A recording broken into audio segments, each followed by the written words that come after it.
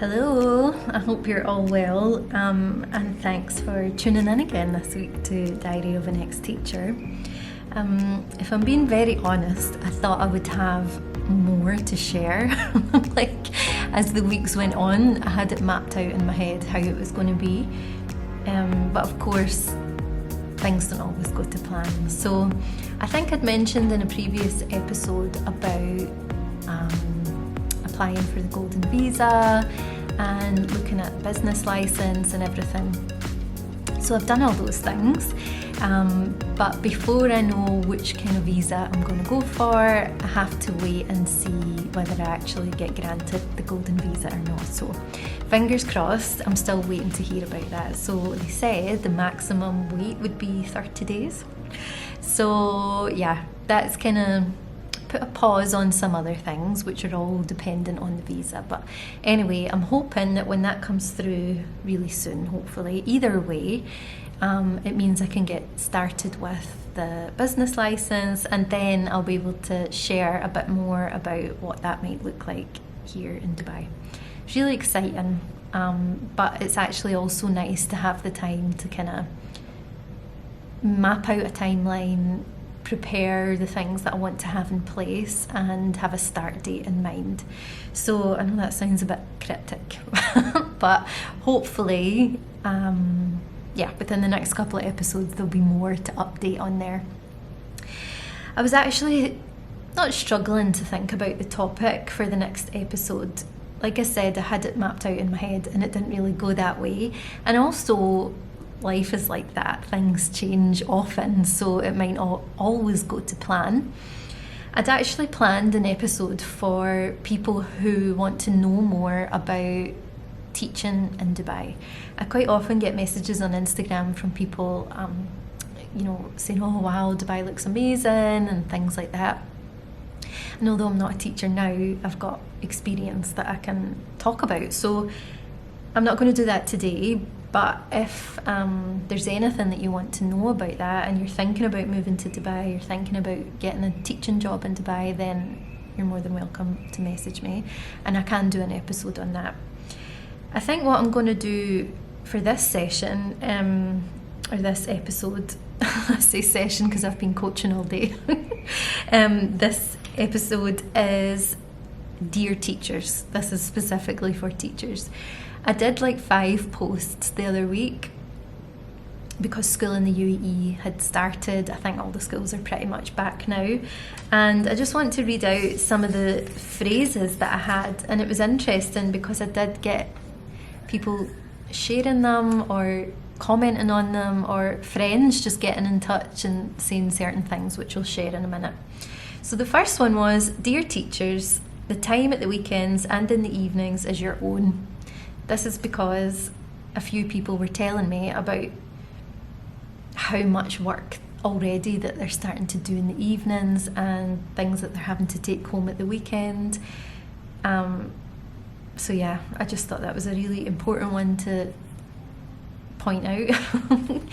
The next one, Dear Teachers, make sure you take your breaks. You need them as much as the children do.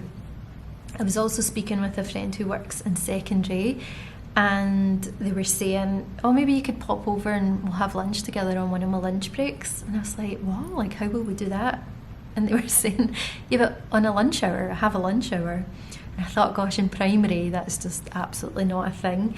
But regardless of which setting you're in, I think taking your breaks is just such a small thing, and it might sound ridiculous to people in other industries, but within education, it's a big deal to get a full break, because normally, especially in primary, so many different little things happen throughout the day. You're lucky if you've got time to have lunch or go to the bathroom, things like that.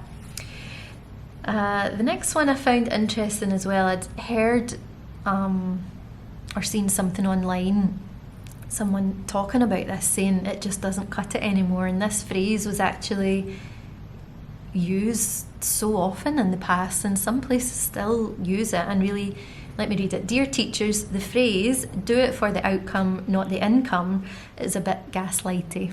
And I think do it for the outcome, not the income, obviously banks on the thing that teachers do, which is work in the evenings and the weekends and not have their breaks like, in order to get everything done. And although of course you do it for the outcome for the children, that's pretty much what keeps so many teachers there. But of course you deserve to be the income to match that work, which quite often lots of people don't feel that it does. So yeah, you're not there just because you also have to earn a living obviously. So it's not people that are banking on doing what they're doing for the children. And then, you know, I actually notice this quite often in education, but then along other things. Like sometimes people expect things to be, like talks and whatever, to be free. And although it's really great to be able to share, I don't know, for example, coaching practice or exposure for the business that's doing the talk within a company, but it really kind of highlights the part that because of the altruistic nature of the talk or the support or the care that happens within education or mental health services, that then it almost should be given free. But actually the people that are delivering the training and delivering the different things have also been at university, got the experience, given up their time. So it's the same within education. You deserve to be paid and paid well for, you know, the work that you're doing. So you are doing it for the income as well, as you should be. What was the next one? I don't know if I actually posted all of these. Dear teachers, as soon as this reel finishes, think of who your school in-school bestie is, and think of the person that you can turn to during the tough times. So again, a huge part of your well-being is obviously relationships with others. There's like the measurement tool PERMA, relationships is part of that. And you of course have a whole spectrum of different relationships, but I think sometimes within school, those are the people that help you get through day to day. So that was one that I wanted to mention. Another one, dear teachers, you signed a contract to teach, not to run yourself into the ground for the school. This one popped into my head because you've probably seen it on different socials. There was a character from Game of Thrones, Khaleesi, and there was a face that the actress made during one of the episodes, and it was turned into like a meme everywhere. And this phrase was on that meme, you know, it's like, I signed a contract to teach, not to run myself into the ground. It just kind of made me laugh. I thought it was quite a funny one, but actually it's very true. And often I think when you've signed a contract and your livelihood depends on it, in the sense of maybe a visa, housing, different things are all tied up in it, especially within the UAE, then you tend to give even more of yourself, you know, because there are no unions if anything goes wrong, that kind of thing. So yeah, it's just one that keeps coming up often about, at this point, once the schools have been back a few times, so many of my friends have just been exhausted, and we've tried to arrange like midweek catch-ups and they don't really happen because people are so tired, they've got so much to do. So I thought that was quite an interesting reminder. And the last one, which I did post on the Friday, dear teachers, it is now the weekend, so leave school tech. And I wrote at home, but I meant to write at school. Dear teachers, it's now the weekend, leave school tech at school. Because often one of the things that used to be kind of anxiety inducing, I suppose, in a way, when I used to have emails on my phone that were related to work, and they would pop up at all different times, and it would like take me right back to the to-do list and things that I had to do. So the reason that I'm reading these out is for this episode, Dear Teachers, because it's, I think something, or the things that I've mentioned are things that you all know, and that's what I want to talk about. So many of my friends got in touch, your teachers, after listening to or looking at the posts on socials, and they were like, you know that we know all these things, don't you? I'm like, yeah, I know that you know them. And although the conversation then went around, like, although these things are, we know them, and the reminders are useful, it doesn't mean that it's any easier to do them.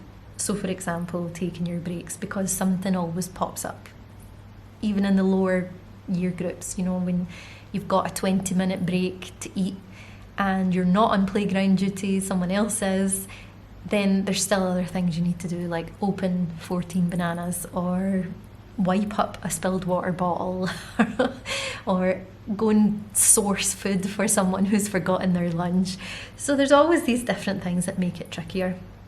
So I think something I wanted to just focus on here was maybe thinking about what are the pinch points, or what is the pinch point that you find the trickiest. So maybe for you, this out of the Dear Teacher notes that I've just talked about, or the different phrases, and you might have one of your own obviously that I never mentioned in the posts or on this little notebook. What is it, like, your bugbear? What is the thing that bothers you most or you find most difficult? So it could be, for example, you're always taking books home to mark and it either cuts into your evening, or you just take them for a walk or take them for a drive, as in they come home or they go in the car, they don't come out of the car, they go back to school unmarked, and then it's even more stressful. Or it could be you work through your breaks quite a lot because you don't want to take things home, but you feel like you've got to get things done. So whatever yours is, dear teachers, choose one and make a little plan around it. Mine was the breaks. Like, I used to kind of struggle a bit getting on to having a full break time because I used to always teach within the younger year groups. But what I made a point of was there was 2 specific times through the week where I would have like 40 minutes, so 20 minutes when the children were eating and then 20 minutes when they were out playing. So what I would do is twice a week make sure that I really utilise that time. So obviously if your school has a staff room and you can get there, that's a great way, but not all schools do have that. So what I used to do is, we had a really nice outdoor space. I used to, when the children were eating their snack, I would go and sit on my bench outside. They didn't know I was there because the window, my head would sit just beneath the window. And if it was a quiet part of the school, I would be able to just have some outdoor time and it would be really lovely. And then when the kids were out playing, that's when I would go and make a point of sitting with some other teachers, whether it was in, you know, the area of the unit that we worked in, or try and get over to the staff room. And I tried my best to do those things just because I knew that a break in the middle of the day would serve me better for the rest of the afternoon. Anyway, it's just such a small one, but I just wanted to kind of bring it back to the point that lots of my friends were like, we know all these things, we know these things that you're telling us, so how do we do it? And you know, I don't obviously know all the answers, but I think sometimes sharing examples from my own experience then makes it, you know, a thinking point for yourself. So that was really the main talking point of this episode, was dear teachers, look after yourself. And now that the school year is well and truly off to a start, have a check-in, like if you listen to this episode and think to yourself, how am I feeling? Am I thoroughly enjoying it? Is everything going to plan? And if so, what is like the next thing for you? You know, whether it's some extra learning, whether it's promotion, whether it's thinking about moving on, changing schools, whatever it is, now is a really good time, particularly in the UAE, because often contract time is towards the end of the year and you have to hand it in January, February time, so it's worth thinking about that. Another idea that I had for this episode was how to, oh no, that's the wrong thing I'm looking at. yeah, like I mentioned, the teaching in Dubai. So yeah, if that's something that you'd like to learn more about, I can make a specific episode about that. But that's all really. I just wanted to kind of touch in about that. I know that the little reels when I was writing these things were useful, and another person actually got in touch and said, can you do one that's Dear Parents? So yeah, I can do some notes about that. Just they're like little thinking points to start the day. This is a really short episode. I know that I missed last week. I was really proud of myself for getting 3 in a row, and then of course I spoke too soon and I never managed it. But to be honest, I've just been really keeping busy trying to start a healthier lifestyle, doing some more exercise, eating well, like I say, making plans for the upcoming business. So that's something that I really want to make an episode on soon, but I don't want to say anything about it just yet. And then I plan to maybe share what the 5-year plan is. And the whole purpose of these episodes is navigating the world of well-being. And I know that I frequently share stories about my own life because it's the diary of an ex-teacher, but what I hope really comes across is the fact that if you are thinking about changing career or whatever, you can, and it's definitely something that is worth having coaching sessions around, making a plan, and you can't do it overnight. It's got to be something that you put a timeline into. And hopefully for some people that are already out of class within the UAE, I might have some interesting things to share about the business that will coming up that might be an opportunity for you. So hopefully I'll be able to share a bit more about that in the next upcoming episodes. Like I say, this is a short one. Dear teachers, look after yourself.